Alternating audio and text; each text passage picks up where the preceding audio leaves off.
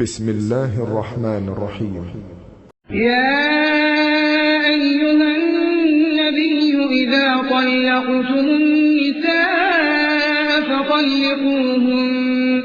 فطلقوهن لعدتهن وأحصوا العدة واتقوا الله ربكم لا تخرجوهن من بيوتهن ولا يخرجن إلا أن يأتين بفاحشة مبينة وتلك حدود الله ومن يتعد حدود الله فقد ظلم نفسه لا تدري لعل الله يحدث بعد ذلك أمرا.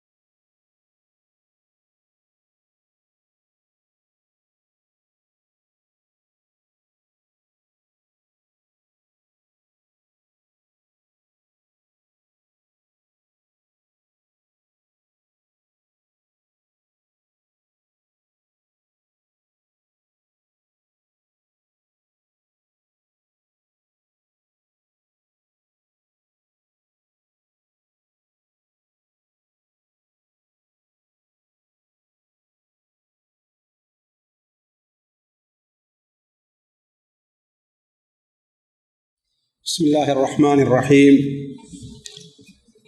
الحمد لله رب العالمين الرحمن الرحيم مالك يوم الدين ونشهد أن لا إله إلا الله ونشهد أن سيدنا ومولانا محمدا عبده ورسوله أرسله إلى الناس كافة بشيرا ونذيرا. أما بعد فإن خير الحديث كتاب الله وخير الهدي هدي محمد صلى الله عليه وسلم وشر الأمور محدثاتها وكل محدثة بدعة وكل بدعة ضلالة وكل ضلالة في النار. أعوذ بالله السميع العليم من الشيطان الرجيم. بسم الله الرحمن الرحيم. يا أيها النبي إذا طلقتم النساء فطلقوهن لعدتهن وأحصوا العدة واتقوا الله ربكم لا تخرجوهن من بيوتهن ولا يخرجن إلا أن يأتين بفاحشة مبينة وتلك حدود الله ومن يتعد حدود الله فقد ظلم نفسه لا تدري لعل الله يحدث بعد ذلك أمرا. سبحانك لا علم لنا إلا ما علمتنا إنك أنت العليم الحكيم. رب اشرح لي صدري ويسر لي أمري واحلل عقدة من لساني يفقه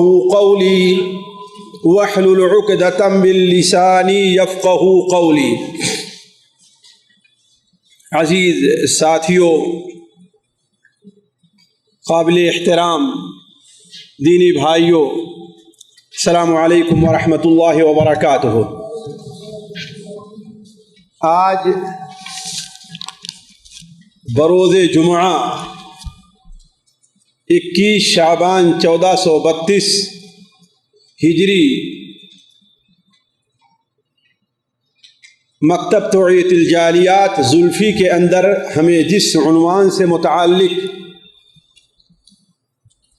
کچھ کہنے کا حکم دیا گیا ہے وہ اعلان سے ظاہر ہے، یعنی طلاق۔ میں اس موضوع کو آپ کے سامنے چند عنوان کے تحت رکھتا ہوں۔ پہلا عنوان مقدمہ کے طور پر ہے، جس میں رشتہ ازدواجیت کی اہمیت کا اختصار کے ساتھ ذکر ہوگا۔ دوسرا عنوان طلاق کے معنی اور اس کے حکم سے متعلق ہے۔ تیسرا عنوان طلاق کی قسمیں وقت اور عدد کے لحاظ سے اس کا بیان ہوگا۔ چوتھا عنوان طلاق کی قسمیں نتیجہ کے اعتبار سے، اور آخری عنوان طلاق سے متعلق بعض ضروری احکام سے متعلق ہے۔ دیکھیے، اللہ تبارک و تعالی نے حضرت آدم علیہ السلام کو پیدا فرمایا، اور تاریخی روایات سے متعلق حضرت آدم علیہ السلام کو جب تنہائی کا احساس ہوا، اکتاہٹ محسوس ہوئی، تو اللہ تبارک و تعالی نے انہی کے جنس سے، انہی کی بائیں پسلی سے ان کی انسیت کے لیے، ان کے اطمینان کے لیے، ان کے راحت کے لیے ان کی بیوی کو پیدا فرمایا۔ اس طریقے سے یہ حضرت آدم علیہ السلام کے لیے جہاں ان کی بیوی کا وجود ان کے لیے اطمینان، انسیت اور آرام کا سبب رہا، وہیں ان کے لیے جنسی ضرورت پورا کرنے کا بھی سبب ہوا، اور نسل انسانی کے آگے بڑھنے اور اس نسل کے قیامت تک چلنے کا بھی ایک سبب پیدا ہو گیا۔ اس طرح آپ اندازہ لگا سکتے ہیں کہ میاں بیوی کا جو تعلق ہے، جو ہمارے اور آپ کے ہاں شرعی طور پر بطور نکاح کے دونوں ایک دوسرے کے ساتھ منسلک ہوتے ہیں، اس کا جہاں ایک فائدہ یہ ہے کہ شوہر یا مرد خاص طور پر اپنی تنہائی کی زندگی میں اپنے گھر کے اندر جب آئے، اکیلا پن اور وحشت محسوس نہ کرے، وہیں اس کا دوسرا بڑا اہم فائدہ انسان کے اندر اللہ تبارک و تعالی نے جو جنسی قوت رکھی ہے اس کا پورا کرنا، اور اس کے ساتھ ساتھ سب سے اہم فائدہ کہ انسان جسے اللہ تبارک و تعالی نے اس زمین پر اپنے خلیفے کے طور پر بنایا ہے، اس نسل کے چلنے اور باقی رہنے کا بھی ایک سبب ہے۔ چونکہ یہ علاقہ ازدواجیت اللہ تبارک و تعالی کا مقرر کردہ ہے، اس لیے اللہ تبارک و تعالی کے نزدیک اسے بڑا احترام اور قدسیت حاصل ہے۔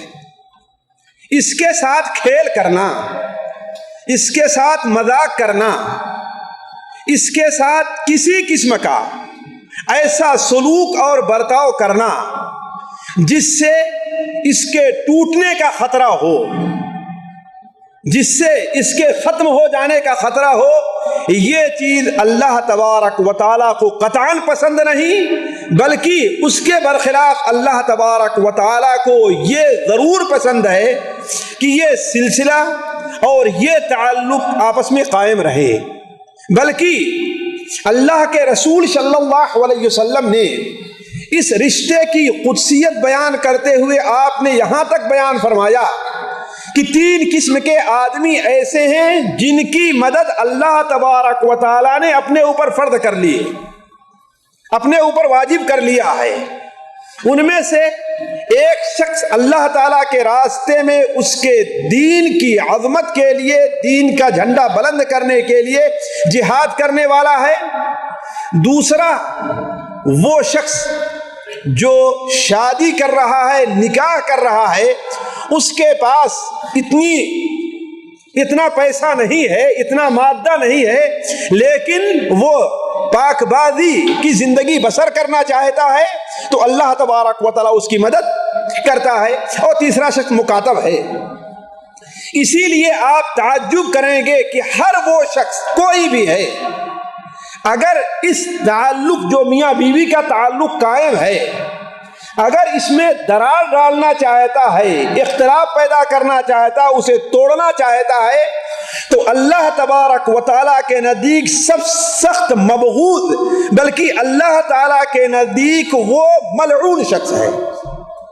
اگر کوئی شخص میاں بیوی کے درمیان اختلاف پیدا کرنا چاہتا ہے تو چنانچہ ایک حدیث میں اللہ کے رسول صلی اللہ علیہ وسلم نے ارشاد فرمایا، سنن ابو داؤد وغیرہ میں، کہ جو شخص بیوی اور شوہر کے درمیان اختلاف پیدا کرنا چاہتا ہے، غلام اور اس کے آقا کے درمیان اختلاف پیدا کرنا چاہتا ہے، وہ ہمارے راستے پر نہیں ہے، وہ ہمارے طریقے پر نہیں، مسلمانوں کے طریقے پر نہیں ہے۔ بلکہ آپ صلی اللہ علیہ وسلم نے، جیسا کہ صحیح مسلم شریف مسند احمد کی روایت ہے، کہ ایک بار آپ صلی اللہ علیہ وسلم نے ارشاد فرمایا کہ ہر صبح کو ابلیس ملعون شیطان اپنا عرش پانی کے اوپر رکھتا ہے، بچھاتا ہے، اور اپنے ہرکاروں کو، اپنے چیلوں کو آدم کی اولاد کے درمیان فتنہ پیدا کرنے کے لیے بھیج دیتا ہے۔ جاؤ آپس میں انہیں لڑاؤ، اللہ تعالیٰ کے راستے سے روکو، ان کے درمیان اختلاف پیدا کرو، ان کو گناہ کے اوپر ابھارو، ان سے گناہ کا کام کرواؤ اور عبادت کے کام سے انہیں روکو، یہ سارے فرمان دے کر کے بھیجتا ہے۔ تو جو شخص واپس آ کر کے جتنے بڑے فتنے کا ذکر کرتا ہے، اللہ تبارک و تعالی، اللہ کے رسول صلی اللہ علیہ وسلم کا ارشاد ہے کہ شیطان کے نزدیک اتنا ہی وہ محبوب ہوا کرتا ہے۔ جتنا بڑا فتنہ پیدا کر دے وہ، یعنی وہ چیز اللہ تعالیٰ کو جس قدر مبغوض ہوتی ہے، شیطان کو اتنی ہی وہ چیز پسند ہوا کرتی ہے۔ ایک شخص آتا ہے، ایک شیطان آتا ہے، ایک شاگرد آتا ہے اور کہتا ہے کہ ہم نے ایسا ایسا کیا، شیطان کہتا ہے کہ بیٹھ جاؤ، تم نے کوئی بڑا کام نہیں کیا ہے۔ دوسرا آتا ہے، کہتا ہے کہ آج ہم نے ایسا ایسا کیا، کہا بیٹھ جاؤ، تم نے کوئی بڑا کام نہیں کیا ہے۔ پھر ایک شیطان آتا ہے کہ میں میاں بیوی کے درمیان میں برابر پڑا رہا، دونوں کو برابر لڑاتا رہا، یہاں تک کہ بیوی نے طلاق طلب کیا اور میاں نے اسے طلاق دے دیا۔ وہ کہتا ہے کہ ہاں تم نے بڑا کام کیا ہے، تم نے بڑا کام کیا ہے، اسے اپنے قریب بلا کر کے اسے اپنے سے چپٹا لیتا ہے اور اپنے بغل میں اسے جگہ دیتا ہے۔ اس حدیث، صحیح حدیث سے آپ اندازہ لگا سکتے ہیں کہ میاں بیوی کے درمیان، خصوصی طور پر ایک مسلمان میاں بیوی کے درمیان اختلاف پیدا کرنے اور رشتہ ازدواجیت کے ٹوٹ جانے کی اللہ تبارک و تعالیٰ کے نزدیک کس قدر اہمیت ہے۔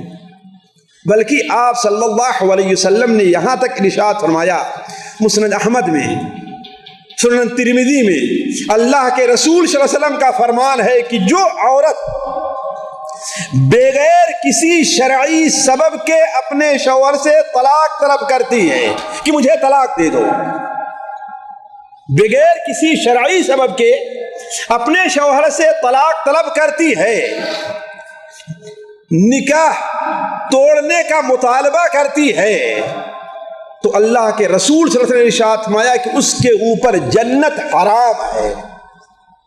ذرا آپ غور کریں گے کہ رشتہ ازدواجیت کی کس قدر اہمیت اللہ تبارک و تعالیٰ کے نزدیک ہے۔ اگر بلا وجہ کوئی عورت یہ مطالبہ کرتی ہے اپنے شوہر سے، جس طریقے سے بہت سی عورتیں، کسی عورت کا کسی مرد سے تعلق ہو گیا، اب ظاہر بات ہے اس کے ساتھ جا نہیں سکتی، تو گھر میں مشکلات پیدا کرنا شروع کرتی ہے، کیوں؟ تاکہ یہ شوہر اسے طلاق دے دے۔ تو آپ صلی اللہ علیہ وسلم نے ارشاد فرمایا کہ ایسی عورت کے اوپر جنت حرام ہے اور جہنم واجب ہے اسے۔ سنن نسائی کی ایک روایت میں آپ صلی اللہ علیہ وسلم نے ارشاد فرمایا، المختلعات والمنتزعات ہن المنافقات، وہ عورتیں جو اپنے شوہروں سے خلا طلب کرتی ہیں، وہ عورتیں جو اپنے شوہر سے نکاح کے فسخ ہونے کا مطالبہ کرتی ہیں، یہی عورتیں حقیقت میں منافق ہیں، مومن نہیں ہیں۔ اسی لیے ساتھیوں ہم لوگ بار بار یہ سنتے آئے ہیں کہ اللہ تبارک و تعالیٰ کے نزدیک سب سے ناپسندیدہ چیز جو حلال کی گئی ہے وہ کیا ہے؟ طلاق ہے۔ لیکن ساتھیوں ان حدیث سے یہ اندازہ تو لگا کہ رشتہ ازدواجیت کے باقی رہنے کی شریعت میں بڑی اہمیت ہے، لیکن کبھی کبھی ایسے حالات پیدا ہوتے ہیں کہ بغیر جدائی کے چارہ نہیں رہتا۔ جدائی نہ ہو میاں اور بیوی میں تو وہ گھر سکون کے بجائے بد اطمینانی کا گھر بن جاتا ہے۔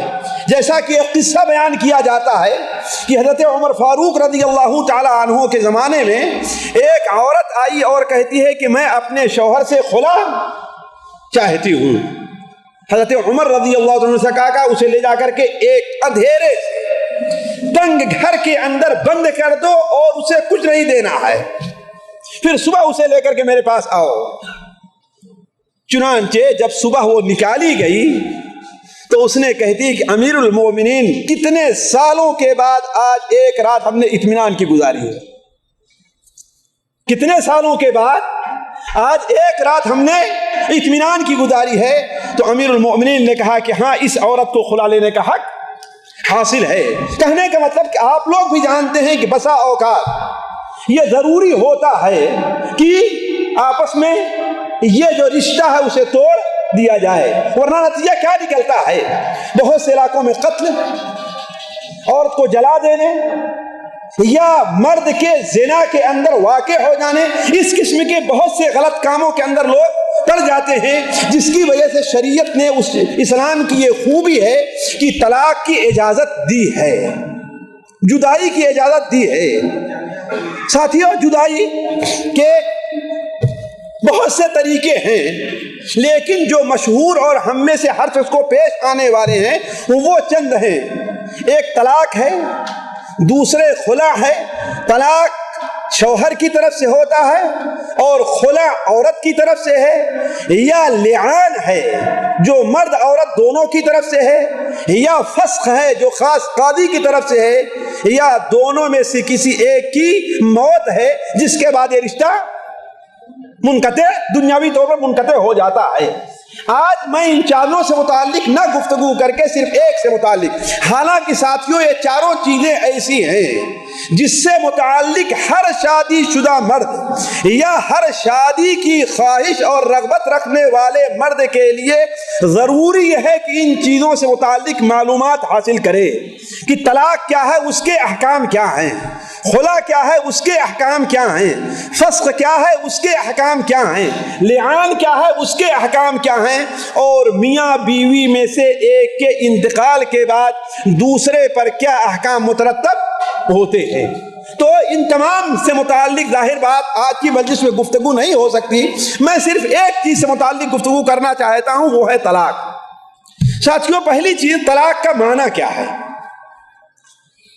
طلاق کا معنی لغت کے اندر چھوڑ دینا، آزاد کر دینا اور جدا کر دینے کے معنی میں۔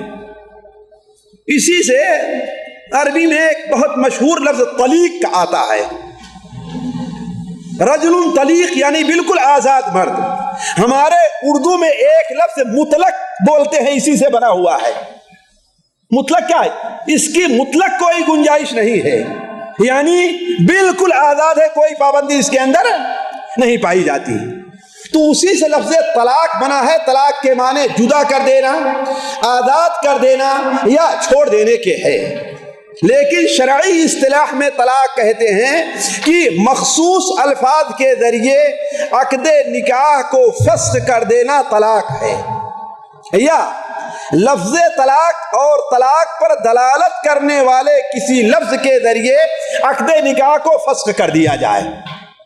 معلوم یہ ہوا ساتھیوں کہ یہیں سے ایک مسئلہ سمجھ لیجئے، طلاق کے لیے ضروری ہے کہ وہاں پر نکاح ہو۔ جس عورت کے ساتھ نکاح نہیں ہوا ہے اسے طلاق نہیں دیا جا سکتا۔ آپ کہیں گے یہ کیسے ہو سکتا ہے؟ نہیں ہو سکتا ہے۔ کوئی کہے کہ اگر میں نے فلاں عورت سے شادی کیا تو اسے طلاق ہے، ہو سکتا ہے کہ نہیں ہو سکتا ہے؟ بہت تنگ کیے کسی کے ماں باپ کی شادی کر لو شادی کر لو، لیکن وہ تنگ آ کر کہتا ہے ہم نے جس عورت سے بھی شادی کیا اس کو طلاق ہے، تو یہ طلاق واقع نہیں ہوگی۔ ایسی صورت میں اگر شادی کرے طلاق واقع کیوں؟ اس لیے کہ طلاق کہتے ہی ہیں کہ عقد نکاح موجود ہو تو اسے فسخ کیا جائے، تو جو چیز ابھی موجود ہے ہی نہیں اسے فسخ کہاں سے کیا جائے گا؟ تو گویا لفظ طلاق یا اس پر دلالت کرنے والے کسی لفظ سے کے ذریعے عقد نکاح کو فسخ کر دینا یہی طلاق ہے۔ ساتھیو، طلاق اسلام کی ایک خوبی ہے، اس لیے کہ یہودیت میں طلاق نہیں ہے، نصرانیت میں طلاق نہیں ہے، حتیٰ کہ ہندوازم کے اندر بھی طلاق نہیں۔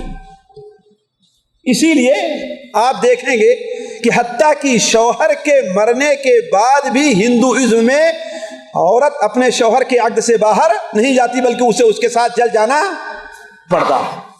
بعد میں بڑی تبدیلیاں کی گئیں اور جو قانون ہوئے لوگ مجبور ہو کر کے طلاق کو کسی نہ کسی شکل میں مانا، چاہے ہندوستان کا قانون ہو یا یہودیوں کا ہو یا نصرانیوں کا ہو، لیکن اصل ان کے مذہب کے اندر طلاق اگر یہودیت میں ہے بھی تو بڑے مخصوص بڑے محدود انداز میں پایا جاتا ہے۔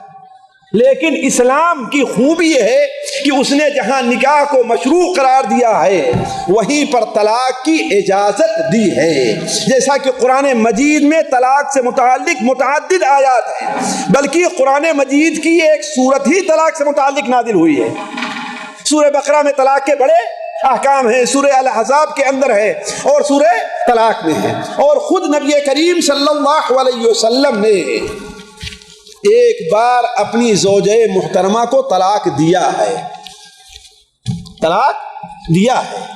حضرت حفصہ رضی اللہ تعالی عنہا جو حضرت عمر رضی اللہ تعالی عنہا کی بیوی ہیں، حضرت اللہ کے رسول صلی اللہ علیہ وسلم انہیں طلاق دیا، لیکن حضرت جبرائیل تشریف لے آئے اور کہا کہ اے محمد اللہم صلی علی محمد، حفصہ ایک روزہ رکھنے والی اور تہجد کا اہتمام کرنے والی عورت ہے، لہذا اللہ تبارک و تعالی آپ کو حکم دے رہا ہے کہ آپ اس سے رجوع کر لیں۔ تو اللہ کے رسول صلی اللہ علیہ وسلم نے حضرت حفصہ سے رجوع کر لیا تھا۔ گویا آپ صلی اللہ علیہ وسلم کے اس معاملے سے، اس کام سے، اس عمل سے دو چیزیں ثابت ہوئی۔ ایک چیز تو یہ ہے کہ طلاق وقت حاجت مشروع ہے، اور دوسری چیز یہ ہے کہ طلاق اصل یہ ہے کہ جس طلاق کے بعد انسان کو رجوع کی گنجائش رہے، یہ ہے اصل ہے۔ تو عرض کرنے کا مقصد یہ ہے کہ شرعی لحاظ سے طلاق مشروع ہے، قرآن سے ثابت، حدیث سے ثابت، اور تمام علماء کے اجماع سے ثابت ہے کہ ہاں طلاق اسلام کے اندر ہے۔ لیکن ساتھیوں، طلاق کا حکم کیا ہے؟ یہ تیسرا نقطہ جو مجھے آپ کے سامنے رکھنا ہے۔ یہ چوتھا نقطہ، طلاق کا حکم کیا ہے؟ ہمارے یہاں طلاق سے متعلق بڑی غلط فہمی ہے، بڑی غلط فہمی ہے، اور اس کا نتیجہ یہ ہے کہ چونکہ ہماری تہذیب زیادہ تر ہندوازم سے، خاص طور پر عادات، لین دین، اٹھنے بیٹھنے، معاشرت میں ہندو رسم و رواج کا بڑا دخل ہمارے یہاں پایا جاتا ہے، اسی لیے بہت سی مذہبی بدعتیں ہمارے یہاں جو ایجاد ہوئی ہیں وہ ہندوؤں کو دیکھ کر کے، جس میں سے بھی شب برات کی جو بدعت ہے، حلوہ پوڑی اور اس میں چراغاں کرنا، اور یہ بھی بدعت جو ہم نے ہندوؤں ہی چلی ہے تقریباً۔ اسی طریقے سے طلاق سے متعلق بھی ہمارے یہاں یہ جو بدعت، یہ جو رجحان پایا جا رہا ہے زیادہ تر کہ ہاں طلاق سے لوگ بہت ہی، حتیٰ کہ بسا اوقات کوئی آدمی جائز طور پر بھی طلاق دینا چاہتا ہے تو اسے بھی لوگ اس میں بھی عیب لگانا شروع کر دیتے ہیں۔ یہ چیز کہاں سے لیا ہے؟ معاشرتی طور پر ہم نے ہندوؤں سے لیا، اس لیے کہ ہندوؤں کے ہاں طلاق نہیں تھی۔ لیکن اگر دیکھا جائے تو شرعی اعتبار سے علماء کہتے ہیں طلاق طلاق دینا واجب ہوگا کبھی، اور اس کے برخلاف طلاق دینا کبھی حرام بھی ہوگا۔ طلاق دینا کبھی واجب ہوگا اور طلاق دینا کبھی حرام ہوگا، طلاق دینا کبھی مستحب ہوگا اور طلاق دینا کبھی مکروہ ہوگا۔ یہ چار چیزیں ہوئی، اور پانچویں چیز طلاق دینا کبھی جائز ہوگا۔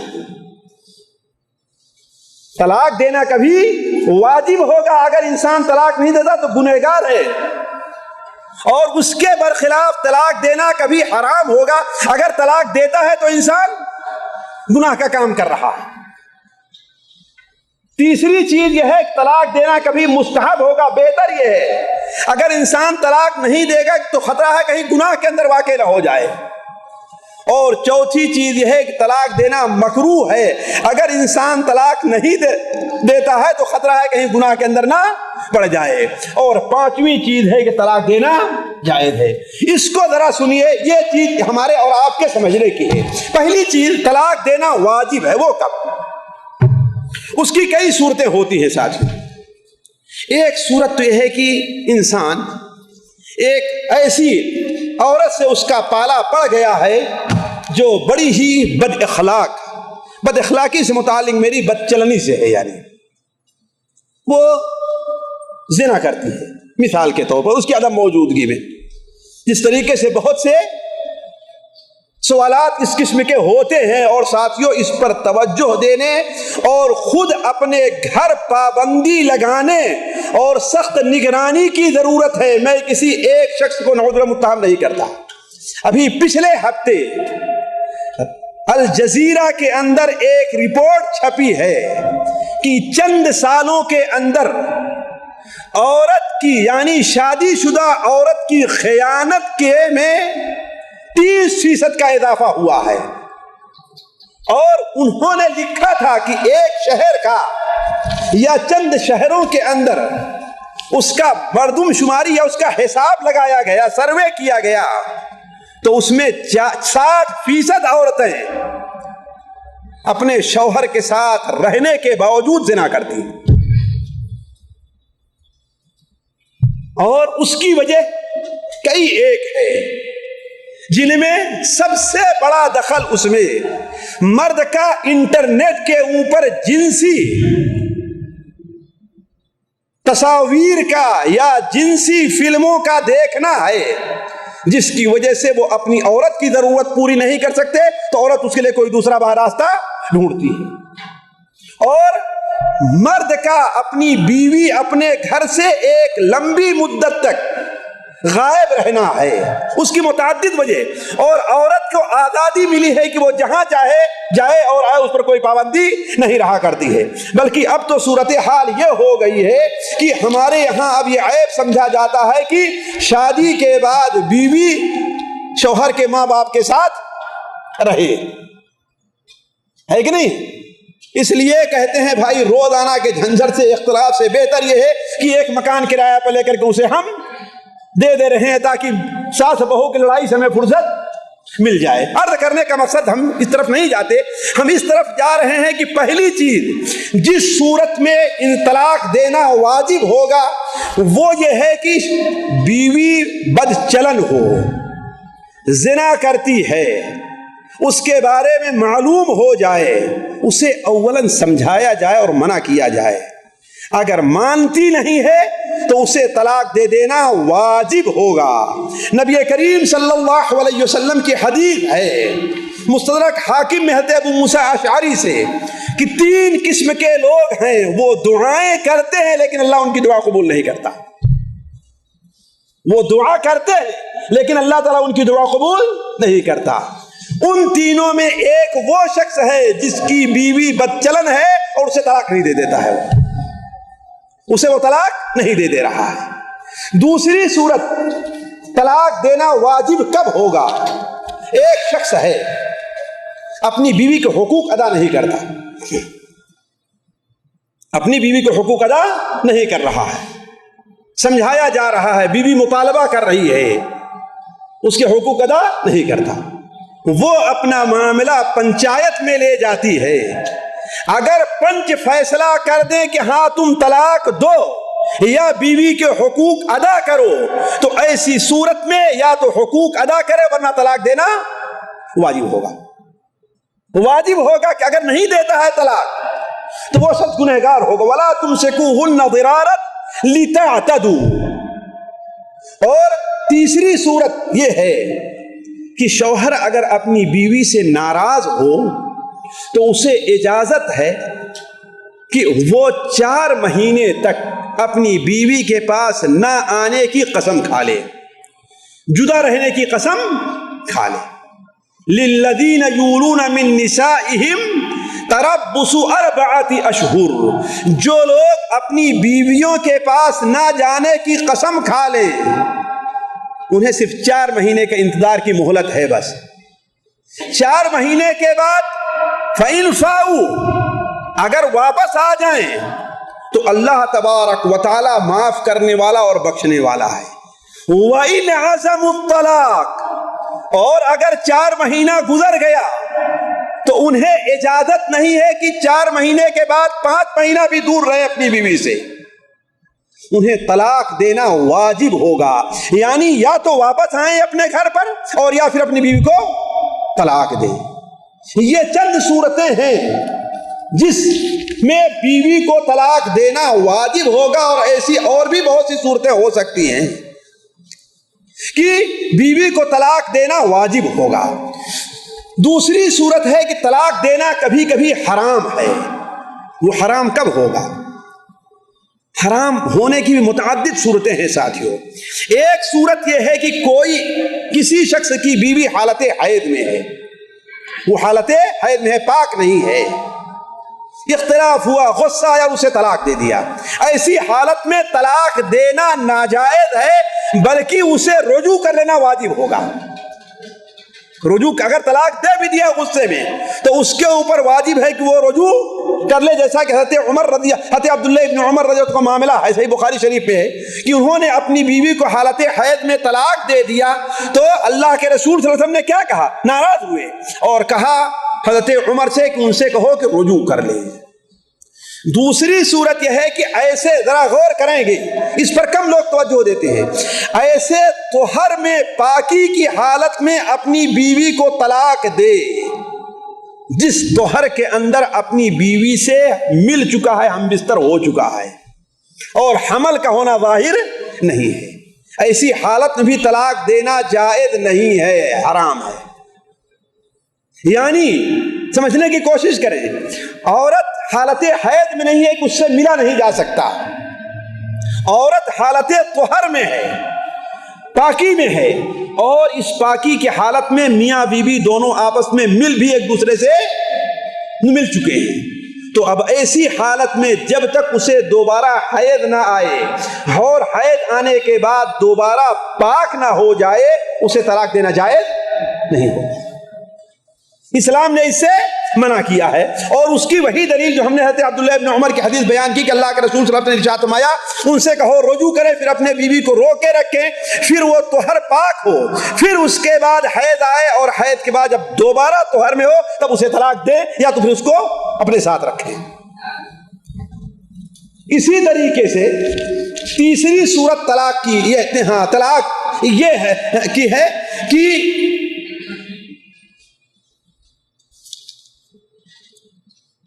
جی ہاں، حرام طلاق کی ایک صورت یہ ہے کہ عورت کو 2 طلاق یا 1 طلاق ایک ساتھ دیا جائے. جس طریقے سے آج ہمارے یہاں یہ مسئلہ بہت عام ہے کہ ایک ساتھ اپنی بیوی کہ تجھے طلاق ہے طلاق ہے طلاق ہے، یا کہہ دے تجھے ہم نے 3 طلاق دیا، ہم نے تجھے 2 طلاق دیا. یہ صورت بھی طلاق کے حرام ہونے کی ہے، یہ صورت بھی طلاق کے حرام ہونے کی ہے. اللہ کے رسول صلی اللہ علیہ وسلم کے سامنے ایک ایسا واقعہ پیش آیا، آپ اس پر سخت ناراض ہوئے اور کہا کہ اللہ کی کتاب کے ساتھ مذاق کیا جا رہا ہے، میں تمہارے درمیان موجود ہوں. اسی لیے خصوصی طور پر فقہ حنفی کے اندر ایک ساتھ 3 طلاق دینا گناہ کبیرہ میں داخل ہے. یہ بڑی اہم چیز ہے جو آج ہمارے یہاں شادی شدہ جوڑوں کو بتایا نہیں جاتا، بلکہ لوگ یہ سمجھتے ہی نہیں کہ ایک ساتھ 3 طلاق دینا بھی کوئی گناہ کا کام ہے یا ناجائز ہے، بلکہ بہت سے لوگ یہ سمجھتے ہیں کہ اگر ایک ساتھ 3 طلاق نہ دی جائے تو طلاق واقعی نہیں ہوگی. حالانکہ شرعی طور پر ایک ساتھ 3 طلاق دینا کیا ہے؟ ناجائز اور حرام ہے. اور حرام طلاق کی ایک صورت یہ بھی ہے کہ طلاق کی صورت میں مرد کو یا عورت کو بہت بڑا نقصان ہو رہا ہے، بہت بڑا نقصان ہو رہا ہے. مثال کے طور پر ایک مرد ہے، اس نے بڑی کوشش کے بعد پیسے جمع کیا، مہر جمع کی اور اس نے شادی کر لیا. اب محترمہ مطالبہ کر رہی ہیں مجھے طلاق دے دیا جائے. یا ایک غریب باپ تھا, جیسا کہ ہمارے یہاں بہت سے علاقوں میں یہ چیز پائی جا رہی ہے, وہ مسکین بڑی محنت کر کے جب سے بیٹی پیدا ہوئی ہے تب سے اس کے لیے جہیز جمع کر رہا تھا. کیوں؟ بغیر جہیز کے شادی ہی نہیں ہوتی اس کی. اس نے ایک بار اتنے پیسے جمع کر کے شادی تو کر دی, اور اب میاں صاحب کرے مجھے پسند ہی نہیں ہے, یا اسے طلاق دے دینا چاہتے ہیں. تو عرض کرنے کا مقصد, اگر میاں بیوی میں سے کسی کو بڑا ضرر لاحق ہو, نقصان لاحق ہو, تو نہ عورت کے لیے طلاق کا مطالبہ جائز ہے اور نہ مرد کے لیے طلاق دینا جائز ہے. جیسا کہ اللہ کے رسول صلی اللہ علیہ وسلم کا ارشاد ہے کہ لا ضرر ولا ضرار, نہ کسی کو نقصان پہنچانا ہے نہ کسی کو بدلے میں نقصان دینا ہے. ساتھیوں, جائز طلاق کی صورت یہ ہے کہ شوہر طلاق کے لیے حاجت مند ہے. دیکھیے دلوں کا معاملہ عجیب ہے. بسا اوقات انسان چاہتا ہے کہ میں اسے اپنی بیوی بنا کر کے رکھوں, لیکن دل نہیں ملتا. ہوتا ہے کہ نہیں ہوتا ہے؟ یا بیوی چاہتی ہے کہ میں ان کے ساتھ رہوں, لیکن دل نہیں ملتا. اور خطرہ یہ ہے کہ اگر یہی معاملہ رہا تو کہیں آگے چل کر کے معاملہ اور آگے نہ بڑھ جائے. تو ایسی صورت میں اگر کوئی شخص طلاق دینا چاہتا ہے, بشرطے کہ عورت کو یا خود اپنے آپ کو کوئی بڑا نقصان لاحق نہ ہو, تو یہ طلاق دینا جائز ہے. مستحب طلاق کی ایک صورت یہ ہے کہ عورت اپنے شوہر کو دینی لحاظ سے پسند نہیں کرتی, دینی لحاظ سے پسند نہیں کر رہی ہے, یا عورت دینی لحاظ سے کوئی زیادہ دیندار نہیں ہے, اور خطرہ ہے کہ اگر ایسا نہ رہا تو ہمارے بچوں پر اس کا اثر پڑے گا. یا بڑی بد زبان ہے, بڑی زبان کی تیز ہے, اور ایسی زبان کی تیز ہے کہ ماں کے ساتھ بھی اختلاف کیے ہوئے ہے, اپنی جیٹھانی یا اپنی دیورانی کے ساتھ بھی اختلاف کیے ہوئے ہے, اپنی پڑوسی کے ساتھ بھی اختلاف کیا ہوا ہے. ایسا ہے کہ پورے گھر کے اندر ایک لڑائی کا ماحول پیدا ہو گیا ہے. تو ایسی صورت میں طلاق دینا مستحب ہوگا, طلاق دینا مستحب ہوگا. سنن ابو داؤد میں ایک روایت ہے کہ یا گھر کے اندر بالکل بے روک ٹوک خرچ کر دیتی ہے. ایک شخص آئے اور کہے, اے اللہ کے رسول صلی اللہ علیہ وسلم, میری بیوی جو ہے کسی کا ہاتھ روکتی نہیں ہے, آپ نے فرمایا اسے طلاق دے دوں. انہوں نے کہا, اے اللہ کے رسول, لیکن ہمارے بچے ہیں اس کے ساتھ, اس سے بچے ہوئے ہیں, بچوں کا معاملہ کیا ہے؟ تو آپ نے کہا چلو پھر اس کو برداشت کرو, اسے روکے رکھو, اسے برداشت کرو اور روکے رکھو. اسی طریقے سے ساتھیوں مکروہ طلاق وہ ہے کہ میاں بیوی کو تو کوئی بڑا نقصان نہیں پہنچ رہا ہے, البتہ یہ ہے کہ دونوں کا دل ملتا نہیں, بیوی بدخلق بھی نہیں ہے کہ نہیں ہے, اور اسے بلا وجہ اسے طلاق دے دیا جا رہا ہے, اس سے معمولی قسم کا شوہر کا یا عورت کا نقصان ہو رہا ہے. تو عرض کرنے کا مقصد ہے طلاق ساتھیوں اسی طریقے سے حرام بھی ہے, ناجائز حرام بھی ہے, مکروہ بھی ہے, مستحب بھی ہے, واجب بھی ہے اور جائز بھی ہے. اب ہم آتے ہیں اس طرف, طلاق کی قسمیں کتنی ہیں, کس لحاظ سے کہ طلاق دینے کے لحاظ سے طلاق کی دو قسمیں ہیں. حکم کے لحاظ سے کہہ لیجیے آپ, ایک طلاق ہے سنی طلاق اور دوسرا طلاق ہے بدعی طلاق. یہ ہر شادی شدہ جوڑے یا شادی کرنے والے کے لیے ضروری ہے کہ اس کو سمجھے. سنی طلاق وہ ہے جو سنت کے مطابق ہے, اور بدعی طلاق وہ ہے جو بدعت ہے, سنت کے خلاف ہے. سنی طلاق وہ ہے جو سنت کے مطابق ہے. اللہ کے رسول صلی اللہ علیہ وسلم نے, حضرت علی بن طالب نے ارشاد فرمایا کہ جو شخص سنت کے مطابق طلاق دے گا وہ کبھی شرمندہ نہیں ہوگا. سنت کے مطابق جو انسان طلاق دے گا وہ کبھی شرمندہ نہیں ہوگا. شرمندگی کیوں ہوتی ہے؟ مولوی صاحب پاس بھاگ کر کیوں جاتے ہیں؟ حلالہ کی ضرورت کیوں پڑتی ہے؟ اس لیے کہ سنت کے مطابق طلاق نہیں دی گئی ہے.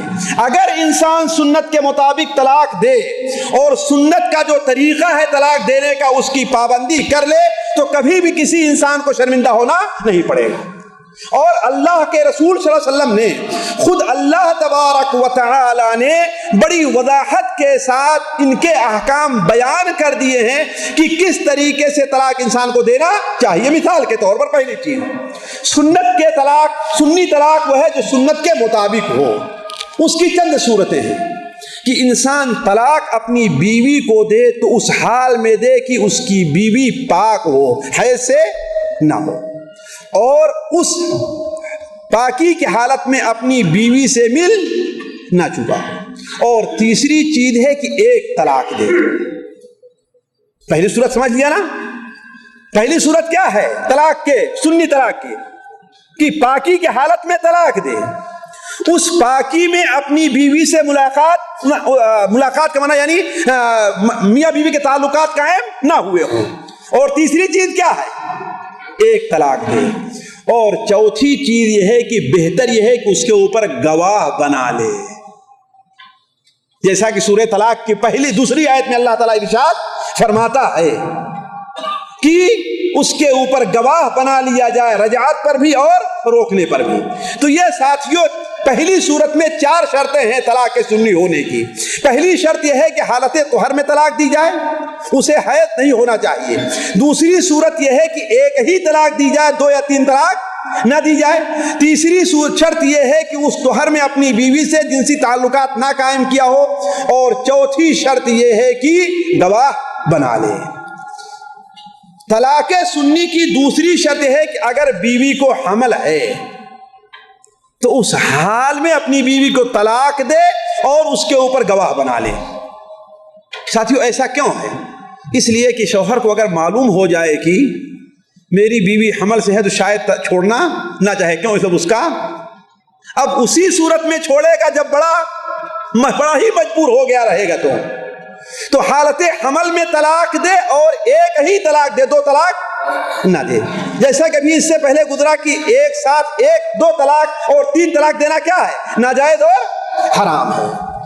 تیسری صورت یہ ہے کہ وہ عورت جس کا حیض رک گیا ہے یا اسے حیض آیا ہی نہیں ہے، جس کا حیض رک گیا یعنی امید عورت 45 سال 50 سال کی ہو گئی ہے، اسے حیض نہیں آتا، تو اسے جب بھی چاہے شوہر طلاق دے سکتا ہے، لیکن ایک طلاق دے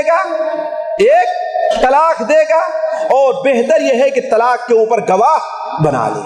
یہ طلاق کی سنت کے مطابق ہے، جیسا کہ اللہ کے رسول نے ارشاد ہے کہ یا ایھا الذین آمنوا اذا طلقتم النساء فطلقوهن لعدتهن، اے وہ لوگوں جو ایمان لے آئے ہو، اگر اپنی عورتوں کو طلاق دو تو ان کی عدت میں طلاق دو، ان کی عدت میں۔ اس کی تفسیر بیان کرتے ہوئے نبی کریم صلی اللہ علیہ وسلم نے ارشاد فرمایا حضرت عبداللہ ابن عمر سے، جب انہوں نے اپنی بیوی کو حالت حیض میں طلاق دے دیا تھا تو آپ نے فرمایا کہ ان سے کہو رجوع کر لے، پھر اس کے بعد رکے رہے یہاں تک کہ وہ پاک ہو جائے، پھر اسے دوبارہ جب پاکی آئے، پاک ہو جائے تو اپنی اس سے تعلق قائم نہ کریں، پھر دوبارہ حیض آئے اور حیض کے بعد جب وہ پاک ہو جائے تو اسے طلاق دے حالت طہر میں، یا جب اس کا حمل واضح ہو گیا ہے تب اس کو طلاق دے۔ تو ساتھیوں سنت کا اصل طریقہ یہ ہے کہ انسان اپنی بیوی کو ایک طلاق دے، طلاق پر بہتر یہ ہے کہ گواہ بنا لے، اور ایسی حالت میں طلاق دے کہ جب عورت پاک ہو یا حالت حمل سے ہو۔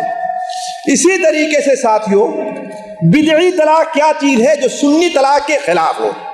بدعی طلاق وہ ہے جو سنی طلاق کے خلاف ہو۔ اس کی متعدد صورتیں ہیں۔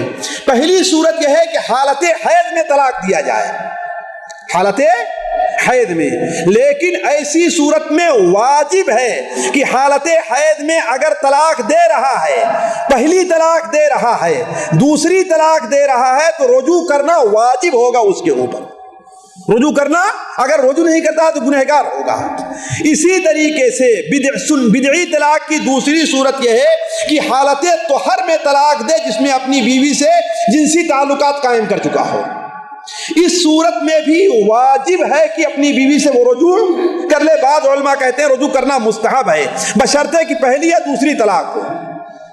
تیسری صورت یہ ہے کہ ایک ساتھ 2 طلاق یا 3 طلاق دے، جیسا کہ ہمارے ہاں عام طور پر رائج ہے، یہ طلاق دینے کا بدعی طریقہ ہے، سنی طریقہ نہیں، اور جیسا کہ معلوم ہوا اس کے اوپر گناہ بھی ہو رہا ہے، اس کے اوپر گناہ بھی ہوتا ہے۔ تو عرض کرنے کا مقصد ہے کہ ایک ساتھ 2 طلاق دینا یا 3 طلاق دینا، یہ کون سی طلاق ہے؟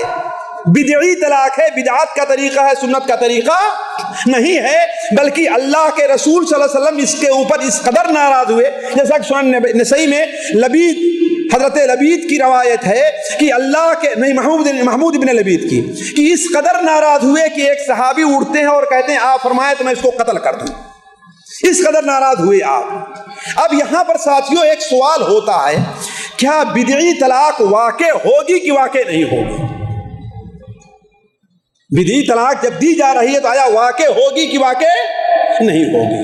اس سلسلے میں اہل علم کا اختلاف ہے۔ بعض علماء کہتے ہیں کہ بدعی طلاق واقع نہیں ہوگی، یعنی کوئی آدمی اپنی بیوی کو اگر حالت حیض میں طلاق دے رہا ہے مثال کے طور پر تو طلاق واقع نہیں ہوگی، 3 طلاق دے رہا ہے تو واقع نہیں ہوگی۔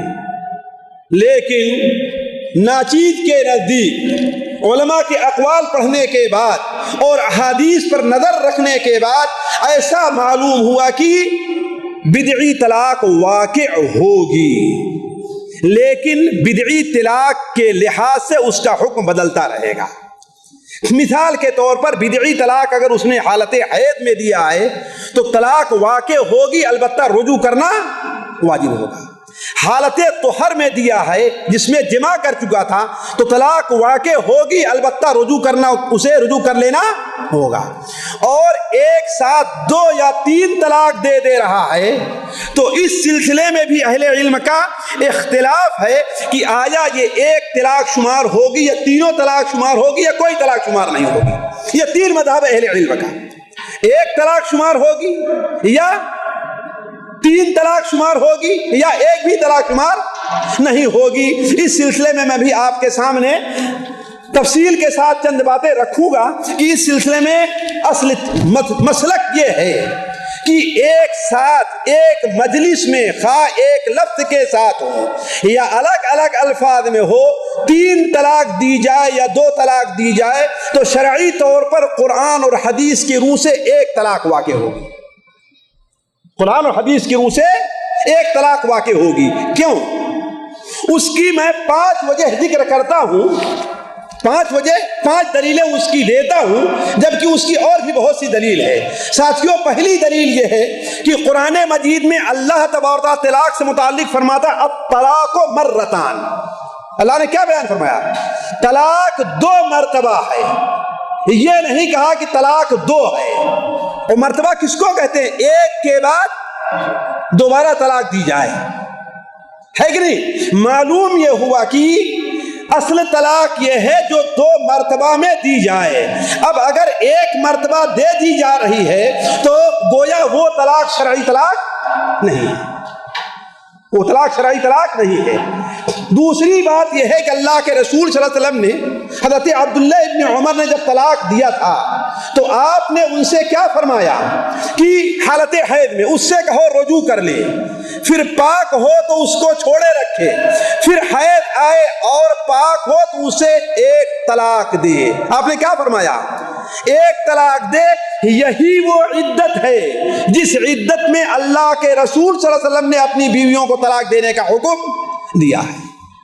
تیسری دلیل اس کی یہ ہے کہ صحیح مسلم شریف میں، سنن ابو داود میں اور متعدد کتب حدیث میں حضرت عبداللہ ابن عباس رضی اللہ تعالیٰ عنہ کی روایت ہے کہ اللہ کے رسول صلی اللہ علیہ وسلم کے زمانے میں، حضرت ابوبکر صدیق کے زمانے میں اور حضرت عمر رضی اللہ تعالیٰ عنہ کے خلافت کے ابتدائی 2 سالوں میں ایک ساتھ یا ایک مجلس میں دی گئی 1 سے زائد طلاقوں کو 1 طلاق شمار کیا جاتا ہے۔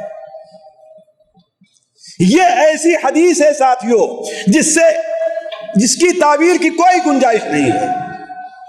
حضرت عبداللہ ابن عباس کیا بیان فرمایا؟ اللہ کے رسول زمانے میں، حضرت عمر صدیق کے زمانے میں، حضرت عمر کے خلافت کے ابتدائی 2 سالوں کے اندر ایک مجلس کی 3 طلاقوں کو ایک شمار کیا جاتا تھا۔ اور ساتھیوں یہ بھی سوچنے کی بات ہے کہ یہ بتائیں کہ ڈاکٹر کے پاس آپ گئے، ڈاکٹر آپ کو 3 خوراک دوا دیتا ہے اور کہتا ہے ایک دوپہر کو کھانا، ایک شام کو کھانا اور ایک دوسرے دن صبح کو کھانا ہے نا، یا ایک صبح کھاؤ، ایک دوپہر کو کھاؤ اور ایک شام کو کھاؤ۔ آپ نے سوچا کون دن بھر اس کے اندر اپنے دل کو اٹکائے رکھے، پانی لیا اور تینوں ایک ساتھ کھا گئے۔ بھلا بتائیے 3 خوراک کا کام دے گی کہ ایک خوراک کا کام دے گی جی؟ اور نقصان اوپر سے ہوگا۔ کام بھی ایک ہی خوراک کا دیا اور نقصان کیوں؟ اس لیے کہ اس نے کیا کہا ہے 3 بار میں کھانا ہے، یہ نہیں کہا کہ 3 گولیاں کھانا ہے، یہ نہیں کہا کہ 3 گولیاں کھانا، کیا کہہ رہا ہے 3 بار میں۔ ایسے ہی اللہ نے فرمایا کہ 3 بار میں طلاق دو، ہے کہ نہیں ہے؟ تجھے 3 بار طلاق دینے کا اختیار حاصل ہے۔ پہلی بار طلاق دینے کے بعد رجوع ہو سکتا ہے، دوسری بار طلاق دینے کے بعد رجوع ہو سکتا ہے، اور تیسری بار طلاق دینے کے بعد رجوع نہیں ہو سکتا، ہے کہ نہیں؟ تو اب اگر کوئی شخص ایک ساتھ تینوں طلاق دے رہا ہے یا 2 طلاق دے رہا ہے تو شمار تو ایک ہی ہوگی اور گناہ اور نقصان اوپر سے ہونے والا ہے، گناہ ہونے والا اور نقصان اوپر سے ہونے والا ہے۔ تو عرض کرنے کا مقصد یہ ہے کہ قرآن اور حدیث کی روح سے ایک مجلس کی 3 طلاق ایک ہی ہوتی ہے۔ اس کی چوتھی دلیل جو اور بھی واضح ہے، سنن ابو داؤد میں حضرت عبداللہ ابن عباس سے مروی ہے کہ حضرت عبد ابن یزید ابو رکانہ نے اپنی بیوی کو 3 طلاق دے دیا تھا، اپنی بیوی کو 3 طلاق دیا۔ پھر اللہ کے رسول کی خدمت میں حاضر ہوئے، آپ نے کہا ان سے کہ اپنی بیوی سے رجوع کر لو۔ انہوں نے کہا اے اللہ کے رسول ہم نے 3 طلاق دے دیا ہے۔ آپ نے فرمایا مجھے معلوم ہے کہ تم نے 3 طلاق دیا ہے، انہا واحدہ، یہ تینوں طلاق ایک شمار ہوگی، تو اپنے بیوی سے رجوع کر لو۔ سنن ابو داؤد کے اندر ہے اور متعدد علماء نے اس حدیث کو صحیح قرار دیا ہے۔ تو یہ دونوں حضرت عبداللہ ابن عباس کا جو صحیح مسلم شریف میں ہے، اور یہ حدیث اس لیے طریقے سے بارے میں بالکل واضح ہے کہ بدعی طلاق جو ایک مجلس میں 3 دی جائے یا 2 دی جائے وہ واقع ہونے کے لحاظ سے ایک شمار ہوگی، واقع ہونے کے لحاظ سے ایک شمار ہوگی، 2 نہیں ہوگی۔ اور 5ویں وجہ ساتھیوں، آپ دیکھیں کہ اس وقت علماء کا بڑا اختلاف ہے اور ہندوستان میں اسی پر لڑائیاں ہوا کرتی ہیں، ہے کہ نہیں؟ اور اہل حدیثوں کو جو لوگ ایک مجلس کی 3 طلاق کو ایک مانتے ہیں ان کو بڑا برا بھلا بھی کہا جاتا ہے۔ لیکن ذرا سوچنے کی بات ہے، اسلام ایسا مذہب ہے جو آسان مذہب ہے بات صحیح کہ نہیں صحیح؟ اسلام کی ایک خوبی ہے ما جعل علیکم فی الدین من حرج، اللہ نے تمہارے دین میں کوئی حرج اور سختی نہیں رکھی ہے۔ اور نبی کریم صلی اللہ علیہ وسلم کو جب بھی 2 ایسے معاملات کا اختیار دیا گیا کہ یا آپ اس کو اختیار کیجئے یا اس کو اختیار کیجئے، تو آپ اسی عمل کو اختیار کرتے تھے جس میں امت کے لیے آسانی ہوا کرتی تھی۔ تو ذرا آپ سوچیں، ایک مجلس کو 3 طلاق ایک مجلس کی 3 طلاق کو 3 ماننا آسان ہے امت کے لیے یا ایک ماننا امت کے لیے آسان ہے؟ ایک ماننا آسان ہے۔ تو اس لیے بھی چونکہ امت کی اس میں لیے آسانی ہے، اور آپ جانتے ہیں کہ ایک مجلس کی 3 طلاق کو ایک نہ ماننے کی وجہ سے کتنے برائیاں پیدا ہوتی ہیں، حتیٰ کہ بہت سے علماء لوگوں کو ناجائز کام کا حکم دیا کرتے ہیں۔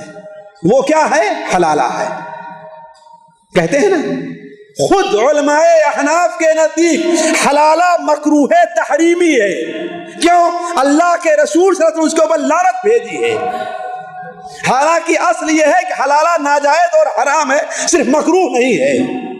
اس لیے کہ ہر وہ کام جس پر لعنت بھیجی جائے، اللہ کی فٹکار بھیجی جائے، وہ کام مکروہ نہیں بلکہ کیا ہے؟ حرام ہے۔ تو اس کی وجہ سے مجبور ہو کر کے کیا کام کرتے ہیں؟ حلالے کا مفتی لوگ بڑی آسانی سے حکم دے دیتے ہیں، اور بعض مفتیوں کو میں جانتا ہوں کہ خود حلالہ کرتے ہیں۔ جی ہاں، دلی کے ایک بڑے مشہور مفتی، ان کی 2 بیویاں ہیں، دوسری بیوی اسی طریقے سے ہے کہ جب ان کے پاس، نام نہیں لینا چاہتا میں، کہ ان کے پاس لوگ فتویٰ پوچھنے کے لیے آئے تو انہوں نے کہا بھائی اب تو بغیر حلالہ کے کوئی چارہ نہیں ہے۔ تو کیا کام کیا کہ مولوی صاحب کسی دوسرے سے کرائیں گے، بیوی خوبصورت ہے، جوان ہے، پتہ نہیں چھوڑتا بھی ہے کہ نہیں چھوڑتا ہے، ایسا کیجئے کہ آپ ہی۔ کہا بھائی ٹھیک ہے، تیار ہیں، ہے نا؟ کرائے کے سانٹ مولوی صاحب ہی بن گئے، ہے کہ نہیں ہے؟ جس طریقے سے سانٹ کرایہ پر لیا جاتا ہے نا، ایسے مولوی صاحب ہی کرائے کے سانٹ بن گئے، ہے کہ نہیں ہے؟ چنانچہ شادی ہوئی، رات میں مولوی صاحب کو عورت پسند آ گئی، عورت کو مولوی صاحب پسند آ گئے، صبح لوگ ان کے پیچھے پیچھے دوڑ رہے ہیں، مولوی صاحب کہتے ہیں بھائی اس سے کہو، اگر کہے تو میں چھوڑ دیتا ہوں اس کو، اس سے کہو، یہ ریئلی واقعہ، بالکل سچا واقعہ ہے، اس سے کہو اگر وہ کہے تو میں چھوڑ دیتا ہوں۔ مولوی صاحب کیا آپ کی اور اس کی بات طے ہوئی تھی کہ آپ کے شوہر کی بات طے ہوئی تھی؟ کس کی بات طے ہوئی تھی جی؟ تو عرض کرنے کا مقصد یہ ہے کہ اس کے بہت ساتھیوں میرے سامنے ایک دو نہیں کتنے ایسے واقعات ہیں کہ حلالے کے بعد 2 برائیاں بڑی اہم پیدا ہوتی ہیں۔ ایک برائی تو یہ پیدا ہوتی ہے کہ اگر جس مرد کے ساتھ حلالہ کے لیے حلالہ کرایا گیا ہے اگر وہ پڑوس کا ہے، جیسے بھائی سے چھوٹے بھائی سے حلالہ کے لیے شادی کر دیتے ہیں ایسے، تو چونکہ دونوں عورت مرد میں ایک بار پردہ اٹھ جاتا ہے تو یہ مستقل زنا کا سلسلہ چلتا رہتا ہے۔ یہ پہلی خرابی بڑی پیدا ہوتی ہے۔ اور دوسری خرابی یہ ہے کہ بہت سے لوگ اپنی بیوی ہی سے ہاتھ دھو لیتے بلکہ اپنی جائیداد سے بھی ہاتھ دھو لیتے ہیں، اپنی جائیداد سے بھی ہاتھ دھو لیتے ہیں۔ کراچی میں ایسا ہوا، جنگ اخبار کے اندر نکلا تھا کہ ایک صاحب گورنمنٹ کے نوکر تھے، ان کی شادی کسی مالدار عورت سے ہوئی، اس عورت کو اس کے باپ نے کراچی شہر میں، دیکھیں کراچی شہر میں ایک گھر دیا تھا۔ بھلا بتائیے کراچی، بامبے، لاہور، دلی، کلکتہ میں اگر کسی کو ایک گھر مل جائے، ایک فلیٹ نہیں ایک پورا گھر مل جائے تو اس کا چاندی سونا ہی سونا ہے کہ نہیں ہر طرف سے۔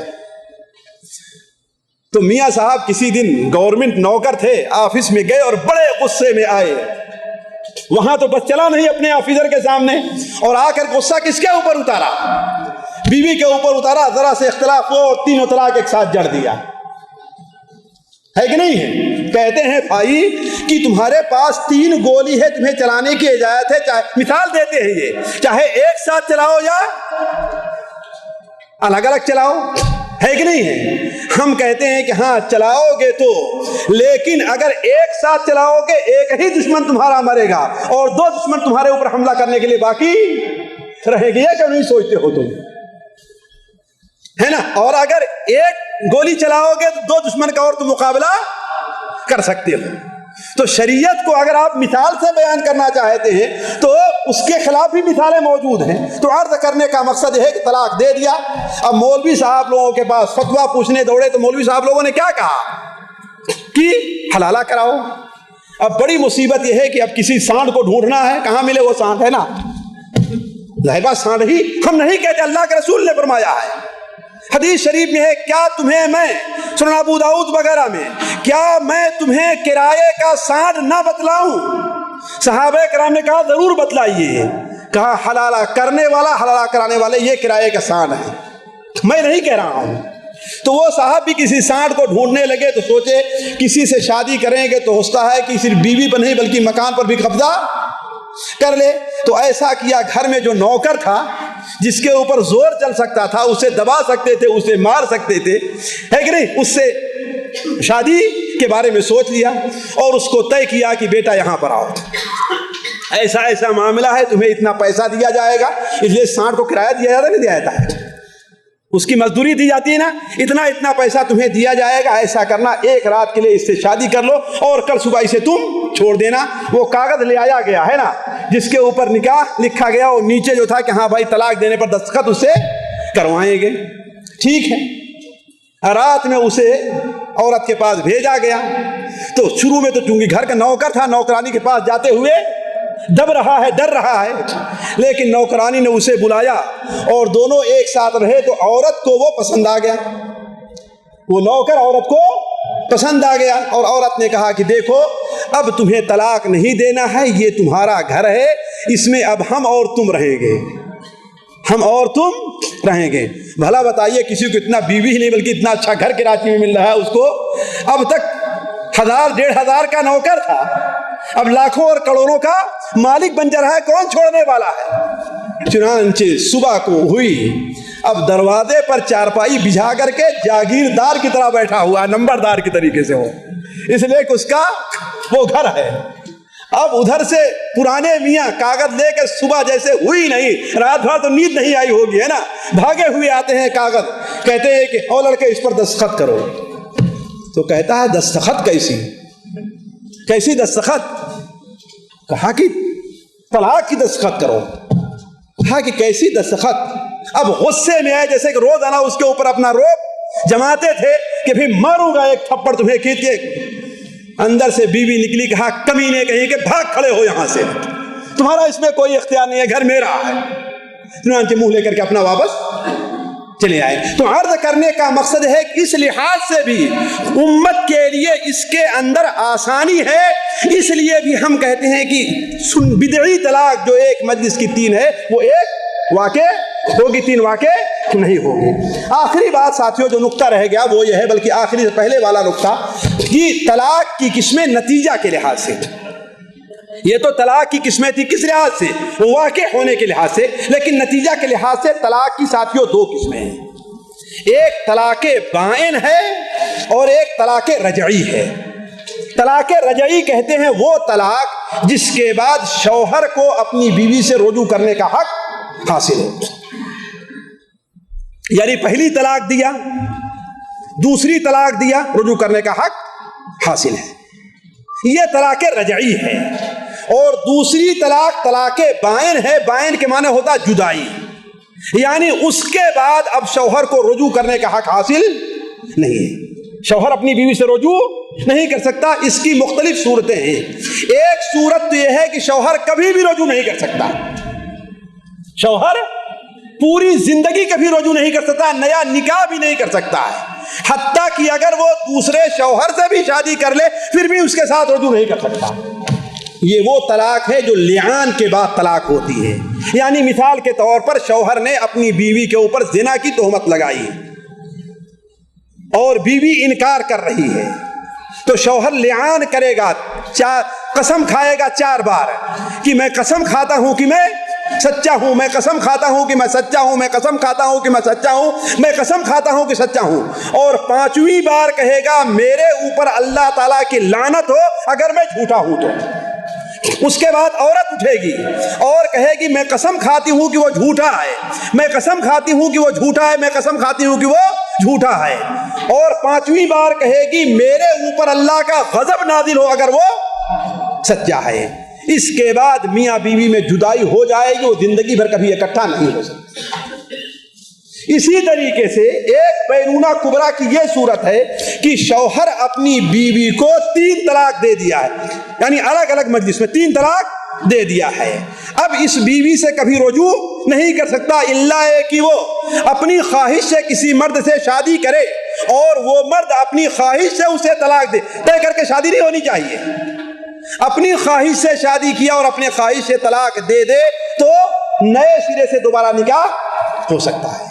طلاق بائن ایک یہ ہے کہ شوہر اپنی بیوی سے مطالبہ کرے کہ تم مجھے چھوڑ دو، میں اپنی مہر معاف کرتی ہوں، جسے خلا کہا جاتا ہے، جسے خلا کہا جاتا ہے۔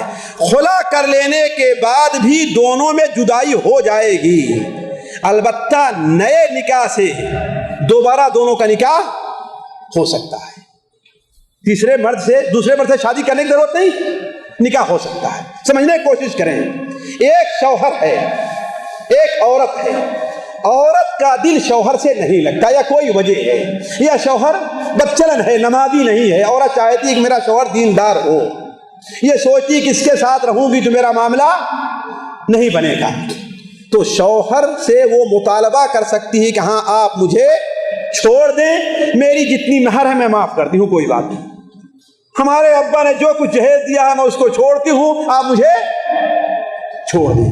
یہ نکاح خلع کہلاتا ہے۔ کیا کہلاتا ہے یہ؟ ایسا کر لینے کے بعد عورت شوہر کے عقد سے نکل جاتی ہے، ایک عدت گزار کر کے وہ کہیں بھی شادی کر سکتی ہے، اور اگر کہیں شادی نہ کرے، پہلا ہی شوہر اس سے شادی کرنا چاہے تو نئے نکاح سے شادی کر سکتا ہے۔ اسی طریقے سے کوئی شخص اپنی بیوی کو 1 طلاق یا 2 طلاق دے رہا ہے، 3 مہینہ یا 3 حیض گزر گئے اور اس نے رجوع نہیں کیا، اب اس سے کیا ہے؟ جدا ہو گئی، لیکن اس میں ہو یہ سکتا ہے کہ دوبارہ نیا نکاح کر کے دونوں ایک دوسرے کے ساتھ مل جائیں۔ تو طلاق کی نتیجہ کے لحاظ سے 2 صورت ہے، ایک طلاق بائن ہے اور ایک طلاق رجعی ہے۔ طلاق رجعی یہ ہے کہ شوہر ایسی طلاق دے جس کے بعد رجوع کرنے کا حق حاصل ہے، مثال کے طور پر 1 طلاق دے دے یا دوسری طلاق دیا ہے تو 3 مہینہ گزرنے سے پہلے اپنی بیوی سے یا 3 حیض آنے سے پہلے اپنی بیوی سے رجوع کر سکتا ہے کہ نہیں؟ یہ طلاق رجعی ہے۔ اور طلاق بائن یہ ہے کہ طلاق دے دینے کے بعد رشتہ آپس میں ختم ہو گیا ہے۔ کبھی ایسا بائن ہوگا کہ کبھی دونوں ایک ساتھ نہیں رہ سکتے، جیسے لعان کے اندر ہے، اور کبھی ایسی بینونہ ہوگی کہ جب تک دوسرے شوہر سے شادی نہ کرے دونوں ایک دوسرے کے ساتھ نہیں رہ سکتے، جس طریقے سے 3 طلاق کے بعد ہے۔ اور کبھی ایسا ہوگا کہ نیا نکاح سے شادی کر لیں گے، مثال کے طور پر ایک شخص ہے، اس کا صرف نکاح ہوا ہے اور بیوی کے ابھی رخصتی نہیں ہوئی ہے، وہ اپنی بیوی کو 1 طلاق دے دے گا تو اس کی بیوی اس سے جدا، اب اس کی بیوی کو اختیار ہے کہ کہیں بھی جا کر کے وہ شادی اس کے ولی شادی کر دیں اسے، اور اگر پہلا شوہر جس نے طلاق دیا ہے وہ بھی شادی کرنا چاہے تو وہ بھی ہو سکتا ہے، نئی مہر باندھی جائے گی اور نیا نکاح کیا جائے گا۔ تو نتیجے کے لحاظ سے طلاق کی 2 صورتیں ہیں، کون؟ طلاق بائن اور طلاق رجعی۔ آخری بات جو طلاق سے متعلق رہ جاتی ہے وہ یہ ہے کہ دیکھیے ساتھیوں، پہلی چیز یہ ہونا چاہیے کہ جو مسائل ہیں، پہلا مسئلہ یہ ہے کہ طلاق صرف شوہر کا حق ہے، عورت طلاق نہیں دے سکتی۔ طلاق کس کا حق ہے؟ اسلام نے طلاق صرف شوہر کو حق دیا ہے بس۔ آج بہت سے لوگ اسلام پر اعتراض کرتے ہیں کہ جب شوہر کو طلاق کا حق ہے تو عورت کو طلاق کا حق کیوں نہیں ہونا چاہیے؟ اب یہ وقت نہیں ہے کہ میں آپ کے سامنے بتاؤں کہ اسلام نے یہ کیوں رکھا ہے کہ عورت صرف طلاق شوہر کے ہاتھ میں دیا ہے۔ اس میں بہت بڑی حکمت ہے۔ کیوں؟ اس لیے کہ عورت جذباتی زیادہ ہوا کرتی ہے، واللہ لوگوں کے حالات سن کر کے، سوالات جو آتے ہیں اسے سن کر کے اور دیکھ کر کے میں سمجھتا ہوں کہ اگر عورت کے ہاتھ میں طلاق کا معاملہ دے دیا جائے تو آدھی عورتیں تو شوہر کو طلاق پہلے ہی دے دیں گی اپنا۔ صحیح ہے، اس لیے کہ عمومی طور پر کسی مرد سے تھوڑے سے ان کے تعلقات ہوئے، وہ جذبات کی اندھی ہوتی ہے، فوراً شوہر کو طلاق دے کر دوسرے شوہر کے ساتھ دوسرے مرد ساتھ چلی جائے گی۔ تو اس میں بہت بڑی حکمت ہے کہ اسلام نے طلاق کا حق صرف شوہر کو دیا ہے۔ انما الطلاق لمن اخذ بالساق، جسے پڈلی پکڑنے کا حق حاصل ہے، یعنی اپنی بیوی اسے ہی طلاق دینے کا بھی حق حاصل ہے، لیکن عورت پر ظلم نہیں ہے۔ عورت کے لیے اسلام نے خلع کی اجازت دی ہے کہ اگر چاہتی ہے عورت تو خلع لے لے، لیکن طلاق نہیں دے سکتی۔ دوسری چیز یہ ہے کہ ساتھیوں، طلاق کس کی واقع ہوگی؟ کس شوہر کو اختیار ہوگا طلاق دینے کے لیے؟ علماء کہتے ہیں کہ اس کے لیے شرط ہے کہ شوہر عاقل ہو، مجنون اور پاگل کی طلاق کا کوئی اعتبار نہیں، بالغ ہو، نابالغ بچہ اپنی مصلحت کو نہیں سمجھتا ہے، عاقل ہو، بالغ ہو اور صاحب اختیار ہو، وہ مجبور، ان تینوں کو ذرا آپ غور کریں گے، عاقل ہو، بالغ ہو، صاحب اختیار ہو، یہ 3 شرطیں نہیں پائی جائیں گی شوہر کے اندر تو ایسے شوہر کو طلاق دینے کا حق حاصل مثال کے طور پر ایک شوہر عاقل ہے، بالغ ہے، لیکن صاحب اختیار نہیں ہے۔ عورت کے بھائی آتے ہیں اور کہتے ہیں طلاق دو ورنہ گولی مار دیتا ہوں، ہوتا ہے کہ نہیں ہوتا ہے؟ زبردستی طلاق لے لیتے ہی نہیں لیتے ہیں۔ شرعی اعتبار سے یہ طلاق واقع نہیں ہوگی، اگرچہ ہمارے ہاں بہت سے لوگ فتویٰ دے رہے ہیں، بالکل غلط ہے۔ اس لیے انما الاعمال بالنیات، اگر کوئی شخص بھلا بتائیے، جیسا کہ قرآن مجید میں ہے، اگر کسی شخص کے پاس آتا ہے اور کہتا ہے تم کفر کرو، کافر بن جانے کا اقرار کرو ورنہ تمہیں میں قتل کر دوں گا، تو اگر وہ کہے میں کافر ہو گیا تو کافر ہو جائے گا وہ؟ تو جب کافر نہیں ہو جائے گا تو اس کی طلاق کیسے واقع ہوگی؟ الا من اکرہ وقلبہ مطمئن بالایمان، تو اگر وہ طلاق نہیں دینا چاہتا، صرف ظلم سے بچنا چاہتا ہے یا قتل سے بچنا چاہتا ہے، اس سے طلاق لکھوا لیا جا رہا ہے تو طلاق واقع نہیں ہوگی۔ اس مسئلے کو سمجھ لیجیے، ہمارے یہاں بہت سے اہل علم غلطی کرتے ہیں اور کہتے ہیں ہاں بھائی اگر زبردستی بھی کسی طلاق لی گئی ہے تو طلاق واقع ہو جائے گی، طلاق واقع نہیں ہوگی۔ دوسری چیز یہ ہے کہ انسان کیا ہونا چاہیے؟ عاقل ہونا چاہیے، وہ مجنون نہ ہو۔ اسی لیے اگر کوئی شخص نشے کی حالت میں طلاق دیتا ہے تو اس کی طلاق واقع نہیں ہوگی۔ پاگل پنی کی حالت میں طلاق دے رہا ہے تو اس کی طلاق واقع، اس لیے کہ نبی کریم صلی اللہ علیہ وسلم نے ارشاد فرمایا ان اللہ تجاوز عن امتی الخطأ والنسیان وما استکرہوا علیہ، اللہ تعالیٰ میری امت کی 3 باتوں پر گرفت نہیں کرتا غلطی سے، یعنی کوئی آدمی اپنی بیوی کو طلاق نہیں دینا چاہتا لیکن اس کی زبان سے اچانک نکل گیا وہ، تو اس سے طلاق واقع نہیں ہوگی۔ اور نہ بھول، وہ جانتا ہی نہیں کہ یہ میری بیوی ہے، کسی نے کہا اس عورت کو طلاق دے دو، وہ جانتا ہے بچنے کے لیے کہ تو کوئی غیر عورت میری بیوی تھوڑی ہے، لیکن بتایا گیا کہ ہے نا یہ تمہاری بیوی نہیں ہے، اس کو طلاق دے دو، اب وہ طلاق واقع ہو جائے گی۔ کیوں؟ اس لیے کہ اس نے اپنی بیوی کو طلاق دینے کا ارادہ کیا ہی نہیں ہے۔ اور تیسری چیز یہ ہے کہ اگر کسی کو کسی پر مجبور کیا جائے تو اس پر بھی اللہ تعالیٰ میری امت کی کوئی گرفت نہیں کرتا۔ تیسری بات یہ ہے غصے کے اندر طلاق۔ سوال یہ ہے کہ کوئی آدمی بغیر غصے میں اپنی بیوی کو طلاق دیتا ہے؟ بہت سے لوگ کہتے ہیں مجھے بڑا غصہ آیا ہم نے اپنی بیوی کو طلاق دے دیا ہے، لیکن ساتھیوں سننے کی ہے، اس کو سمجھیں، غصے کی 3 حالت ہوتی ہے، غصے کی 3 حالت ہوتی ہے۔ ایک غصے کی حالت تو یہ ہے کہ آدمی کیا کہہ رہا ہے، کیا ہو رہا ہے، اس کو سمجھ رہا ہے کہ میں کیا کر رہا ہوں، میں کیا کر رہا ہوں، ایسے غصے میں طلاق دی گئی طلاق واقع ہو جائے گی۔ دوسرا غصہ یہ ہے کہ آدمی اس قدر غصے میں آ گیا کہ وہ کیا بک رہا اسے اس کا ہوش نہیں رہتا، جیسے بہت سے لوگ ایسے غصے میں آتے ہیں کہ ان سے پوچھا جائے تم نے کیا کہا کیا کیا ہم نے۔ اگر ایسا غصہ آ جائے انسان کو تو اس غصے میں طلاق واقع نہیں ہوگی۔ دیکھیں گے پہلی صورت کیا ہے، ایسا غصہ آیا کہ انسان کیا کر رہا ہے اس کو یاد ہے، ایسے غصے میں طلاق دیتا ہے تو طلاق واقع ہو جائے گی۔ اور غصہ ایسا ہے کہ اس قدر غصہ ہو گیا ایک شخص کہ اسے ہوش ہی نہیں کہ وہ کیا کہہ رہا ہے، بالکل مجنون اور پاگل کی طرح ہو گیا ہے، تو اس طلاق کا اعتبار نہیں ہے۔ البتہ غصے کی ایک تیسری شکل ہے جس کے بارے میں اہل علم کا اختلاف ہے، وہ یہ ہے کہ اس کا شعور تو باقی ہے لیکن غصہ اتنا زیادہ ہے کہ زبان پر اسے کنٹرول نہیں ہے۔ جیسے بہت سے لوگوں کو غصہ آیا اور بچے کو پائے ہیں تو اس کو اٹھا کر کے چھت سے نیچے پھینک دیں گے، ہوتا ہی نہیں ہوتا ہے، یعنی انہیں یہ معلوم ہے میں کیا کر رہا ہوں لیکن اپنے اوپر کیا کہہ رہے ہیں کیا کر رہے ہیں اس پر انہیں کنٹرول نہیں رہ جاتا ہے۔ آیا اس حالت میں طلاق واقع ہوگی کہ واقع نہیں ہوگی؟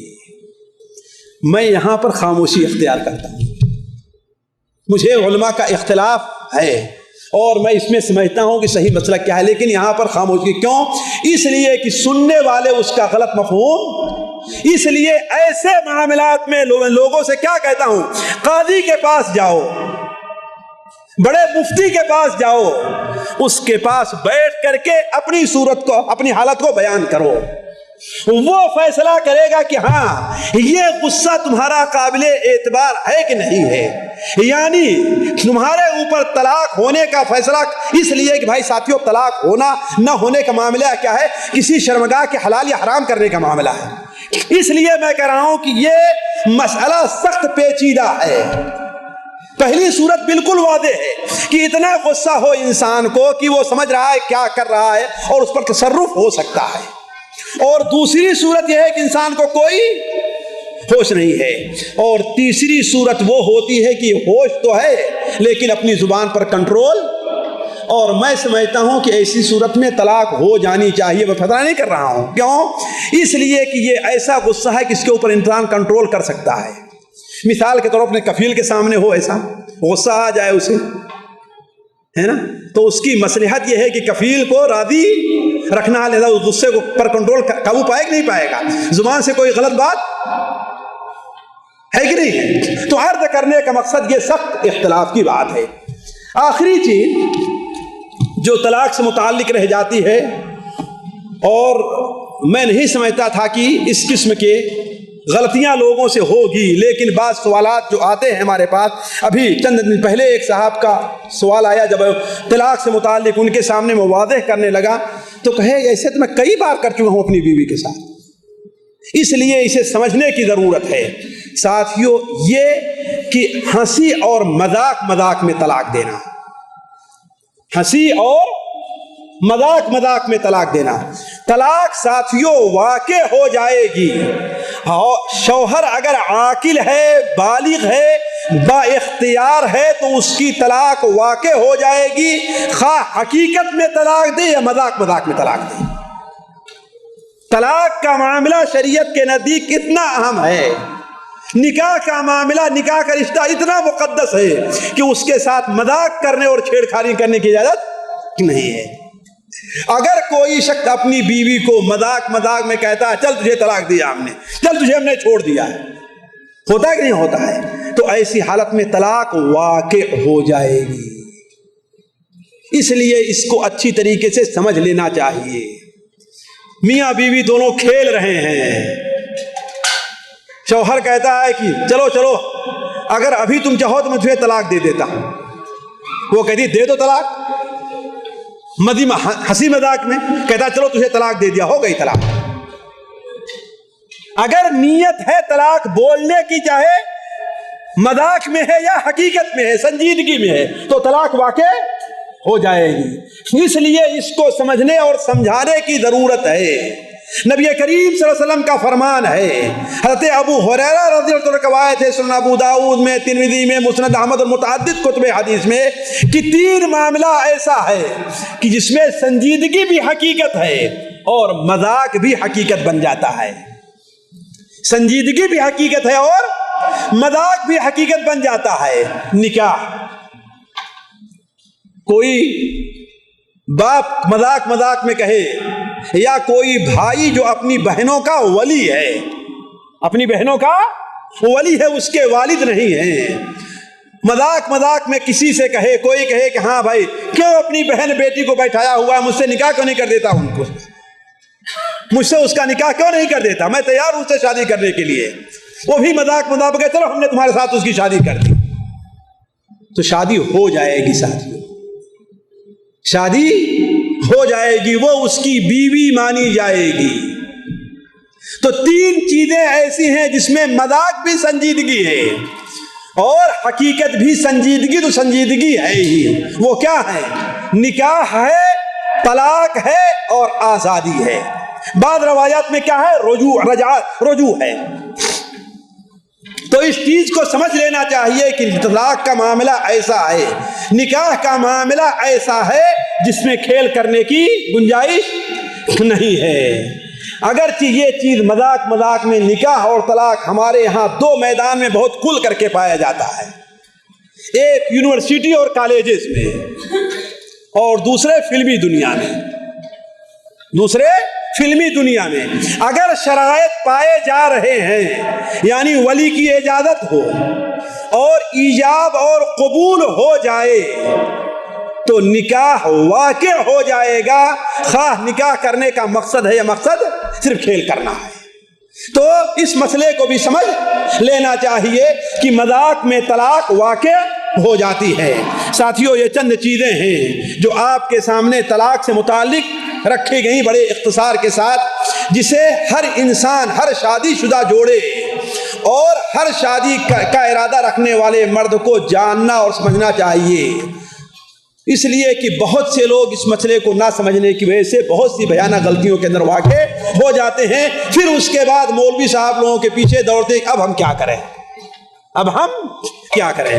سبحانک اللہم و بحمدک، اشہد ان لا الہ الا انت، استغفرک و اتوب الیک۔